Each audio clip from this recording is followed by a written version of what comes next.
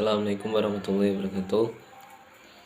Kami dari kelompok 7 akan mempresentasikan hasil dari diskusi kami yang berjudul Pola Strategi Pemanfaatan Media Belajar. Di sini kami membahas 3 poin, yaitu yang pertama yaitu dasar pertimbangan pemilihan media dalam pembelajaran, selanjutnya pola dalam pemanfaatan media pembelajaran, dan yang ketiga yaitu strategi pemanfaatan media pembelajaran. Dan di sini saya akan menyampaikan yang pertama yaitu dasar pertimbangan pemilihan media dalam pembelajaran. Langsung saja, dalam pemilihan media pembelajaran itu ada beberapa alasan pertimbangan yang harus diperhatikan. Di sini saya akan menyampaikan 2 alasan dasar pertimbangan pemilihan media. Yang pertama yaitu alasan teoritis. Secara teori sudah tahu media pembelajaran sudah sering digunakan dalam sebuah pembelajaran oleh guru. Dan alasan pokok pemilihan media pembelajaran karena didasari atas konsep pembelajaran sebagai sebuah sistem yang di dalamnya terdapat suatu totalitas yang terdiri atas jumlah komponen yang saling berkaitan untuk mencapai tujuan. Selanjutnya, Gerlach dan Early mengemukakan pentingnya pemilihan media, bahwa kita perlu melakukan pemilihan terhadap media agar memiliki kesesuaian dengan tujuan, isi, strategi pembelajaran, dan waktu pembelajaran. Jadi itu dasar teorinya adalah karena pentingnya pemilihan media untuk agar sesuai dengan tujuan dan isi pembelajaran tersebut. Yang kedua yaitu alasan praktis. Alasan praktis di sini pertimbangan dan alasan para pengguna media seperti guru mengapa menggunakan media dalam pembelajaran. Menurut Arif Sudirman, ada beberapa penyebab pemilihan media. Di antaranya sebagai berikut. Yang pertama yaitu demonstrasi, yang berfungsi alat media itu sebagai alat peraga pembelajaran. Misalnya seorang dosen sedang menggunakan teknik operasi OPA pada saat menjelaskan menggunakan alat proba OHB. Yang berikutnya yaitu familiarity, penggunaan media pembelajaran jadi alasan pribadi mengapa ia menggunakan media. Karena terbiasa menggunakan media tersebut, merasa sudah menguasai media tersebut. Jika menggunakan media lain belum tentu bisa, dan untuk mempelajarinya membutuhkan waktu, tenaga, biaya, sehingga terus-menerus ia menggunakan media yang sama. Jadi di sini familiarity itu kecakapan atau kebiasaan seorang guru dalam menggunakan media. Jadi media yang digunakan itu hanya itu saja. Yang ketiga yaitu clarity. Untuk lebih memperjelas pesan pembelajaran dan memberikan penjelasan yang lebih konkret. Jadi di sini sebagai lebih jelas dalam pembelajaran, karena dengan menggunakan media pembelajaran akan lebih mudah dipahami oleh peserta didik. Yang berikutnya itu active learning. Salah satu efek di sini adalah siswa harus berperan aktif baik secara fisik, mental, emosional. Jadi sini sebagai mengaktifkan para peserta didik untuk lebih aktif dalam kegiatan pembelajaran. Jadi media ini sebagai sarana mengembangkan keaktifan para peserta didik. Mungkin dari saya akan dilanjutkan oleh teman saya. Di sini saya akan melanjutkan penjelasan dari rekan saya. Di sini saya akan membahas tentang pola pemanfaatan media pada suatu pembelajaran. Ada beberapa pola pemanfaatan media yang dapat mendukung proses pembelajaran, yaitu yang pertama, pemanfaatan media dalam situasi kelas. Pemanfaatan media dalam situasi kelas ini merupakan sebuah tatanan dalam suatu media pembelajaran yang dimanfaatkan untuk menunjang tercapainya tujuan tertentu.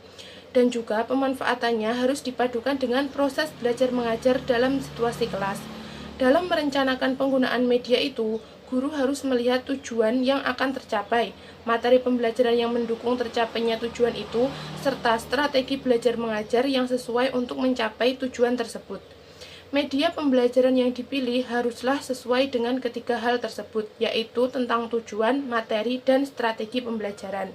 Selanjutnya adalah pemanfaatan media di luar situasi kelas. Pemanfaatan media pembelajaran di luar situasi kelas dapat dibedakan menjadi beberapa kelompok utama, yaitu yang pertama, pemanfaatan media secara bebas. Suatu media tanpa pengawasan atau diawasi merupakan suatu pemanfaatan media secara bebas. Pembuat program media itu di masyarakat memakai media baik dengan cara yang diperjualbelikan maupun yang bebas, dengan harapan media itu akan digunakan orang dan cukup efektif untuk mencapai tujuan tertentu. Selanjutnya yaitu pemanfaatan media secara terkontrol. Pemanfaatan media secara terkontrol yaitu pemanfaatan yang digunakan secara terkontrol suatu media dalam suatu rangkaian kegiatan yang diatur secara sistematik untuk mencapai tujuan tertentu. Bila media itu berupa media pembelajaran, maka diorganisasikan dengan baik sehingga mereka dapat menggunakan media secara teratur, berkesinambungan, dan mengikuti pola belajar mengajar tertentu. Selanjutnya yaitu tentang pemanfaatan media secara perorangan atau kelompok. Media dapat digunakan secara perorangan, artinya media itu digunakan oleh seseorang sendirian. Banyak media yang dirancang untuk digunakan secara perorangan. Media seperti ini biasanya dilengkapi dengan petunjuk penggunaan yang jelas sehingga orang dapat mengakses dengan mandiri. Artinya, orang itu tidak perlu bertanya kepada orang lain tentang bagaimana cara memanggil, alat apa yang diperlukan, dan bagaimana melihat bahwa ia telah berhasil dalam belajar. Selain itu, media yang digunakan secara berkelompok harus memenuhi beberapa persyaratan. Selain itu, dalam pemanfaatan media berkelompok harus memenuhi beberapa persyaratan. Yang pertama, suara yang disajikan oleh media itu harus keras sehingga semua anggota kelompok dapat mendengarnya. Yang kedua, gambar atau tulisan dalam media itu harus cukup besar sehingga dapat dilihat oleh semua anggota kelompok itu. Dan yang ketiga, perlu ada alat penyaji yang dapat memperkeras suara dan membesarkan gambar. Selain itu juga, media dapat digunakan secara massal. Orang yang memberikan puluhan, ratusan, bahkan dapat menggunakan media itu bersama-sama. Media yang dirancang seperti ini biasanya dilihat melalui pemancar, seperti radio, televisi, atau digunakan dalam ruang yang besar seperti film 35 mili untuk memudahkan orang yang belajar. Dengan demikian, para peserta dapat mempersiapkan diri dalam mengikuti program media pembelajaran tersebut. Baik, sekian penjelasan dari saya. Materi selanjutnya akan dijelaskan oleh rekan saya. Baik, selanjutnya saya akan menjelaskan tentang strategi pemanfaatan media pendidikan. Untuk dapat memanfaatkan sebuah media pendidikan, diperlukan sebuah strategi atau perencanaan terlebih dahulu agar media dapat digunakan secara optimal. Sayangnya, tidak semua pengajar memperhatikan ini. Mereka tidak memiliki rancangan atau strategi dalam penggunaan media. Kondisi semacam ini akan menimbulkan banyak persoalan yang membuat seorang guru menjadi tidak nyaman di hadapan muridnya. Dalam praktek pemanfaatan media dilakukan dengan menggunakan beberapa pola. Arif Sadiman menggunakan dua pola pemanfaatan, yaitu pola pemanfaatan media dalam situasi kelas dan pola pemanfaatan media di luar situasi kelas. Yang pertama, pola pemanfaatan media di dalam situasi kelas. Pemanfaatan media dalam situasi kelas adalah penggunaan dipadukan dengan proses belajar mengajar dalam situasi kelas. Dan dalam merencanakan pemanfaatnya harus mempertimbangkan hal-hal sebagai berikut.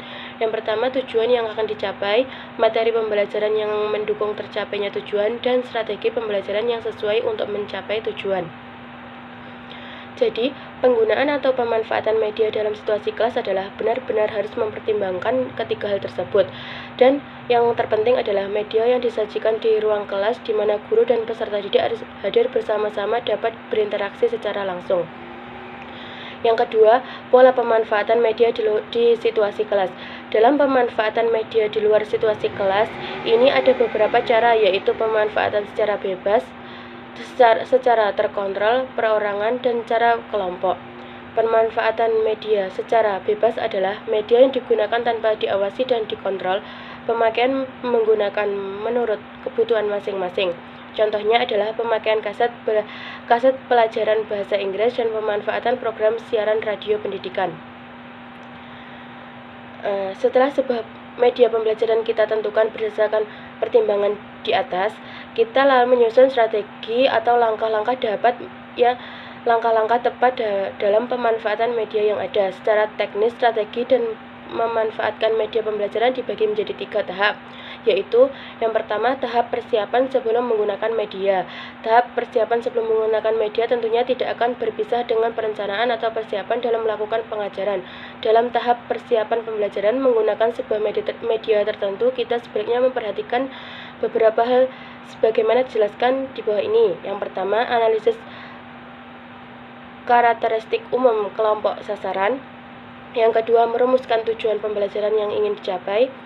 Yang ketiga, mengetahui kurikulum bidang studi dan keterkaitannya dengan media.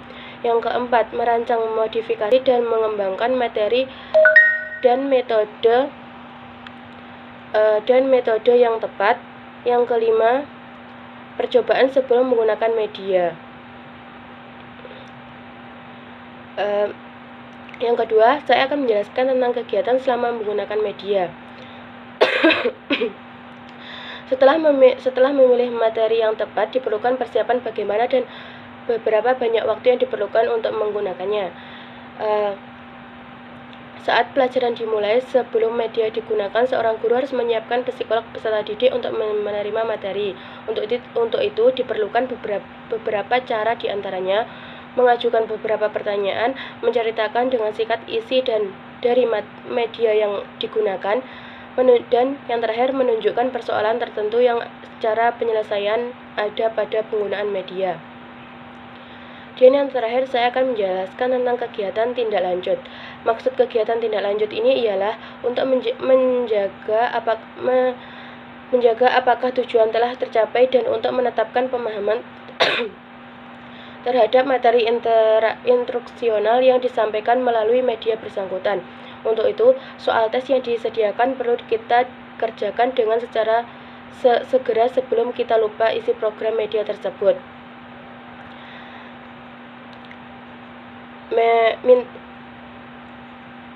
Dengan demikian, siswa akan menampakkan partisipasi yang lebih besar, diskusi efektivitas media dengan peserta didik secara pribadi, dan meminta pendapat mereka tentang rancangan bahannya dan sejauh mana mereka merasakan dengan peralatan dan bahan-bahannya. Sunting dan diperbaikilah pelajaran dan medianya apabila perlu.